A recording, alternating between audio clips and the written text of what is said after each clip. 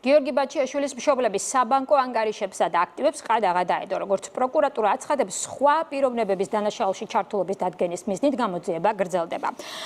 პროკურატურის განცხადებას უცვლელად გთავაზობთ, საქართველოს პროკურატურაში გიორგი ბაჩიაშვილის მიმართ წარმოებული სისხლის სამართლის საქმიდან გამოყოფილი ფულის გათეთრების ფაქტზე მიმდინარე სისხლის სამართლის საქმის გამოძიების ფარგლებში გამოძიების მიერ მოსამართლის განჩინების საფუძველზე ყადაღა დაედო მსჯავრდებულ გიორგი ბაჩიაშვილის მშობლების საბანკო ანგარიშებს და იმ აქტივებს, რომელიც შეძენილია გიორგი ბაჩიაშვილის მიერ დანაშაულის ჩადენის და შემდგომ პერიოდში.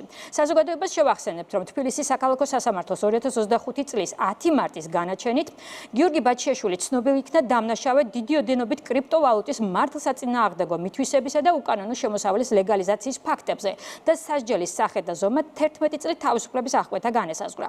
აღნიშნული გადაწყვეტილება ძალაში დატოვა თბილისის სააპელაციო სასამართლომ. სასამართლო განხილვისას უტყუარად დადასტურდა, რომ 8986 ბიტკოინის მართლსაწინააღმდეგო მითვისების შემდეგ გიორგი ბაჩიაშვილმა დაუფლებული აქტივების უკანონო წარმოშობის დაფარვის მიზნით სხვადასხვა ფინანსური ოპერაციებისა და ქმედებების განხორციელების შედეგად დამალა და შენიღმა მისი ნამდვილი წარმოშობის წყარო, რითაც მიღებული უკანონო აქტივების თავისუფლად განკარგვისა და გამოყენების შესაძლებლობა მიეცა.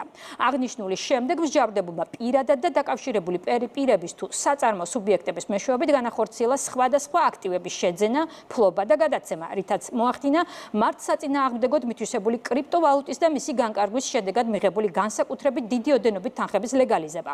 საქართველოს პროკურატურაში გამოძიება გრძელდება გიორგი ბაჩიაშვილთან ერთად მისი ოჯახის წევრებისა თუ სხვა პირების დანაშაულში ჩართულობის დადგენის მიზნით, ნათქვამია პროკურატურის განცხადებაში.